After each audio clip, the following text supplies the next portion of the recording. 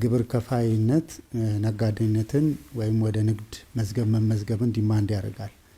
ስለዚህ ነጋዴ ብለን በንግድ አዋጅ የተደነገገውን እሳቤ በሚገባ መረዳት ያስፈልጋል። ነጋዴ ማን ነው የሚለውን ነገር በአዋጅ ቁጥር 1243 2013 አንቀጽ 3 እና 5 ላይ ስለ ነጋዴ ማንነት የተደነገገውን ማንሳት ወይም መረዳት አስፈላጊ ይሆናል።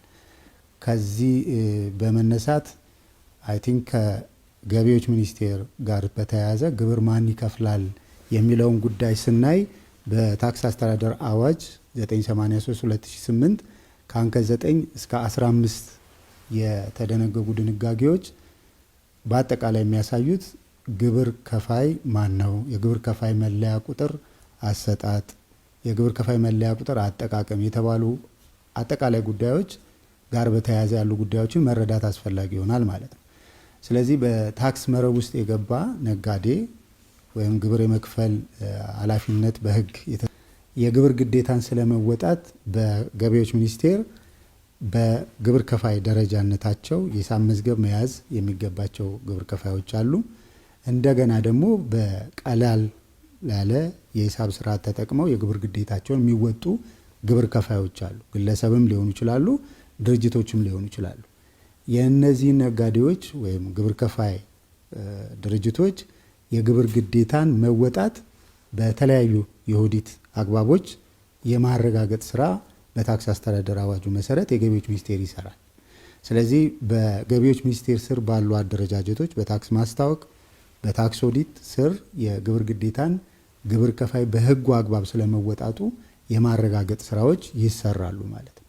እነዚህ ስራዎች ናቸው እንግዲህ ሄዶ የግብር ከፋይ በህግ የተቀመጠበትን ግዴታ ስለመወጣት ስላለመወጣቱ የማረጋገጥ ስራዎች ተሰርተው ከዚሁ ጋር ተያይዞ አብሮ የሚሰጥ ክሊራንስ አለ። የታክስ ዕዳ ነፃ ስለመሆኑ የታክስ ክሊራንስ ምስክር ወረቀት ይሰጣል። እንግዲህ የታክስ ክሊራንስ በተመለከተ በታክስ አስተዳደር አዋጁ አንቀጽ 71 መሰረት አንድ ግብር ከፋይ በህግ የተጣለበትን የግብር ግዴታዎች ስለመወጣቱ አስቀድሜ በተናገርኩት ስራዎች ከተጣራ በኋላ ከታክስ ዕዳዎች ነፃ ስለመሆኑ ክሊራንስ ይሰጥበታል። እንግዲህ ይሄ ክሊራንስ ዘርዘር ያለ ስፋት ያለው ስራ ነው። በመመሪያ ቁጥር 180 2015 ክሊራንስ ለማግኘት ኦዲት የሚያስፈልጋቸው እና ኦዲት የማያስፈልጋቸው የክሊራንስ አይነቶች አሉ። በዛ አግባብ ቅድም ባነሳዋቸው ስራ ክፍሎች የታክስ ዕዳ ስለመኖሩ ማጣራት እየተደረገ የታክስ ክሊራንስ ምስክር ወረቀት የሚሰጥበት ሁኔታ አለ ማለት ነው። እንግዲህ ከታክስ ክሊራንስ ጋር ተያይዞ ቅድም የንግድ ፍቃድ ስለመመለስ ተብሎ የተነሳው ሀሳብን በታክስ አስተዳደር አዋጁ እና ደግሞ በንግድ ምዝገባና ፍቃድ መስጫ አዋጅ ላይ በተደነገገው አግባብ እንግዲህ የንግድ ሚኒስቴር በአዋጅ ቁጥር 980 መሰረት እንዲሁም በመመሪያ ቁጥር 17 2011 መሰረት ነጋዴን ይመዘግባል፣ የንግድ ፍቃድ ይሰጣል። ስለዚህ እነዚህ ተቋማት እና ሌሎች ተቋማት ከገቢዎች ሚኒስቴር የታክስ ዕዳ ነፃ ክሊራንስ ሰርተፊኬት ሲያገኙ ነው የንግድ ፍቃድ መመለስ ሌሎችም በተቋማቱ አዋጅ የሚጠበቅባቸውን ግዴታ ስለመወጣታቸው በቅድመ ሁኔታነት ከገቢዎች ሚኒስቴር የታክስ ክሊራንስ ምስክር ወረቀት ማግኘት ማንዳቶሪ ይሆናል ወይም አስገዳጅ ይሆናል ማለት ነው። ስለዚህ በዚህ ሂደት የነጋዴዎች ወይም የንግድ ስራ ላይ የተሰማሩ ድርጅቶች አስቀድመው የታክስ ዕዳቸውን ወይም ግዴታቸውን ስለመወጣታቸው እና ድርጅትን የመዝጋት ጥያቄ ከሆነ ያቀረቡት የመዝጊያ ጥያቄ ሲያቀርቡ ተቋሙ ውስጥ ቅድም በገለጽኳቸው አደረጃጀቶች ከታክስ ዕዳ ስለመሆናቸው የማረጋገጥ ስራ ይሰራል። የታክስ ክሊራንስ ምስክር ወረቀታቸውን ይዘው ወደ ሌሎቹ ባለድርሻ ተቋማት እንዳልኩት የንግድ ቢሮም ጋር ሄደው የንግድ ፍቃዳቸውን የመመለስ ስራ የሚሰራው ከታክስ ዕዳ ነፃ ስለመሆናቸውና የሚጠበቅባቸው ዕዳ ካለም ከፍለው የታክስ ክሊራንስ ሲያገኙ ይሆናል ማለት ነው። ይሄ እንግዲህ ከንግድ ሚኒስቴር ጋር ብቻ ሳይሆን ከጡረታ ሚኒስቴር አንጻር ካየነው የግልና የመንግስት ድርጅቶች የማህበራዊ ዋስትና ማረጋገጥ ስራዎች አሉ። እነዚህ ተቋማት በህግ የተጣለውን ከድርጅቶቹ ከሰራተኞች ተሰብስቦ ለመንግስት ማሳወቅ የሚገባቸውን ክፍያዎችም ጭምር ስለመክፈላቸው ቅድም ባልኩት የአሰራር ሂደት በማረጋገጥ ሂደት ውስጥ ተረጋግጦ ክሊራንስ የሚሰጥበት ሁኔታ አለ ማለት ነው። ይሄንን ይዘን ንግድ ፍቃድ ለመመለስ በቅድመ ሁኔታነት ከታክስ ዕዳ ነፃ ስለመኮኑ ከገቢዎች ሚኒስቴር የታክስ ክሊራንስ ምስክር ወረቀት ማግኘት አስፈላጊ ይሆናል ማለት ነው። እንግዲህ ከዚህ ጋር ተያይዞ የንግድ ድርጅቱን የሚዘጋበት አግባብ እንደ ግለሰቡ እንደ ድርጅቱ ይወሰናል። በመዝጋት በራሳቸው ምክንያት የሚዘጉ ይኖራሉ። ነገር ግን በየትኛውም መንገድ ድርጅታቸውን መዝጋት ከፈለጉ ጥያቄያቸውን በታክስ ከፋይነት የተመዘገቡበት ቅርንጫፍ ጽሕፈት ቤት በማመልከቻ ያቀርባሉ። ቅድም ባልነው አግባብ የክሊራንስ አገልግሎቱን የሚያገኙ ይሆናል።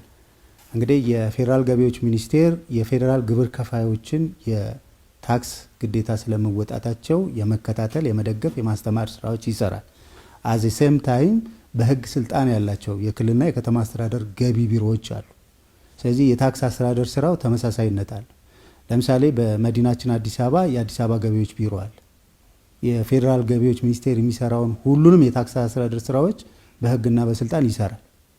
ስለዚህ ከዚህ አንጻር ቅድም በማብራሪያ ላይ ለማንሳት እንደሞከርኩት አንድ ግብር ከፋይ የመዝጊያ ጥያቄ የፌዴራል ግብር ከፋይ ከሆነ ለፌዴራል ገቢዎች ቅርንጫፍ ጽሕፈት ቤት ጥያቄውን ወይም ማመልከቻውን ያቀርባል።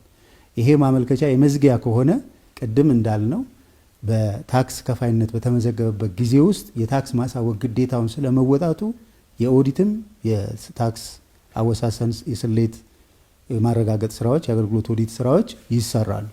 እነዚህ ጊዜዎች በአገልግሎት አሰጣጥ ቻርተር ውስጥ የተቀመጠ ጊዜ አላቸው። ያ የቻርተር ሰነድ በግብር ከፋዩና በተቋሙ መካከል የተፈረመ ውል ነው።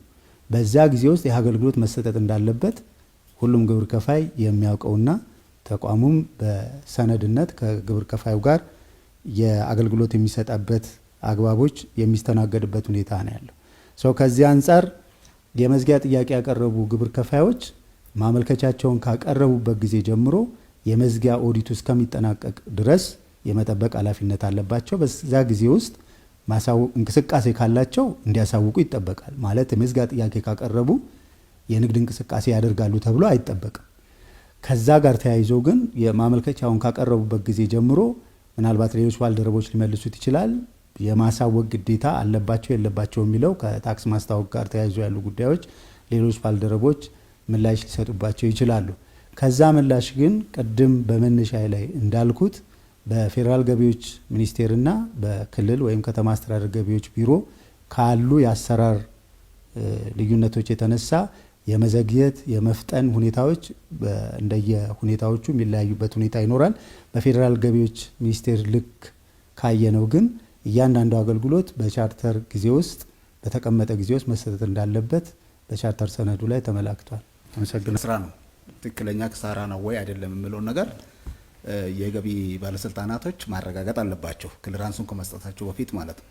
ስለዚህ ያንን አገልግሎት የሚሰጥ በገቢዎች ሚኒስቴር አንድ አደረጃጀት አለ። የአገልግሎት ጥያቄዎችን ኦዲት አድርጎ ይሄንን ምላሽ የሚሰጥ ለዚሁ ብቻ የተቀመጠ ስራ ክፍል አለ። በየቅርንጫፎቻችን ማመልከቻው ከገባ ጊዜ ጀምሮ በቀረበው አግባብ የሚመለስበት አግባብ ነው ማለት ነው። ለዚህ ግን አንድ ነገር መቀመጥ ያለበት ምንድነው? ይሄንን በሰዓቱ ጉዳዩ ተጠናቆላቸው ምላሽ እንዲሰጣቸው የታክስ ከፋውም ትብብርና ለጉዳዩ ቶሎ እንዲሳለጥ የነሱም ትብብር አጋዥነት ወሳኝ ነው። መረጃዎችን አደራጅቶ በወቅቱ አቅርቦ ያንን ኦዲት ተደርጎ ተረጋግጦላቸው ትክክለኛ ክሳራ ስለመሆኑ ተረጋግጦ አንዳንድ ጊዜ የሚገጥመው ምንድነው? ክሳራ የተባለው ክሳራ ላይሆን ይችላል። በስህተቶች በሂሳብ አያያዝ ስህተቶች ላይሆን ይችላል። ከዛ ወጥቶ ፕሮፊትማ ሆኖ መክፈል የነበረበትን ገቢ ሁላ የሚገኝበት ሁኔታ ስላለ እነዚህ ነገሮች በደንብ ለማጣራትና ፍትሃዊ የሆነ አሰራሮችን ከመዘርጋት አንጻር የሚደረግ ነው። ይሄ ምንድነው? አንዳንድ ጊዜ ምናልባት ገቢ ሲባል ዩኒቨርሳል ነው። አጠቃላይ ስሙ ከፌዴራል ጀምሮ እስከ ወረዳ ድረስ ነው አደረጃጀቱ ገቢ የሚሰበሰበው ማለት ነው። የትኛው እርከን ላይ ነው ይሄ የዚህ አይነት ማጓተትና በሰዓቱ ምላሽ ያልተሰጠው የሚለው ጉዳይ በአደረጃጀት ሂደት በከተማ አስተዳደር ነው በክልሎች የትኛው እርከን ዞን፣ ወረዳ የሚሉት ነገሮች ተለይቶ በዛ አግባብ ቶሎ የሚዳኝበትና መልስ የሚሰጥበትን አግባብ የነሱም እንቅስቃሴ ወሳኝ ነው ማለት ነው። ለሚመለከተው አካል ቅሬታቸውን እያቀረቡ ቶሎ እንዲሳለጥ የማድረግና ምላሽ የማግኘት መብታቸው ነው ማለት ነው። እንደ ገቢዎች ሚኒስቴርም እንደ ሀገርም ባለ የታክስ አስተዳደር ውስጥ አንድ ግብር ከፋይ ስለከሰረ ከንግድ ውጣ ወይ ከስራ ውጣ ወይ ዝጋ ብሎ ኢንፎርስ የሚያደርግ ህግም የለም አሰራርም የለም። እንዲያውም በተቃራኒው ኪሳራው እየተሸጋገረለት በንግድ ስርዓት ውስጥ ቆይቶ ያንን እድል ተጠቅሞ አትርፎ ከስርዓቱ ጋር እንዲቀጥል ነው የምንፈልገውና አንድ ነጋዴ ወይም አንድ ድርጅት ንግድ ጀምሮ በሂደት ላይ ያለ ኪሳራ ቢያጋጥመው እንዲወጣ ማናበረታታና እንዲያውም እንዲቆይ ያንን ኪሳራ ይዘንለት እንዲያንሰራራና እንደ አዲስ ወደ ማርኬቱ ማለት በደንብ የሚጠበቅበትን እንዲያመነጭ ኢንከሬጅ ነው የምናደርገውና ይሄም ከግምት ውስጥ እንዲወሰድ ፈልጌ ነው። አመሰግናለሁ።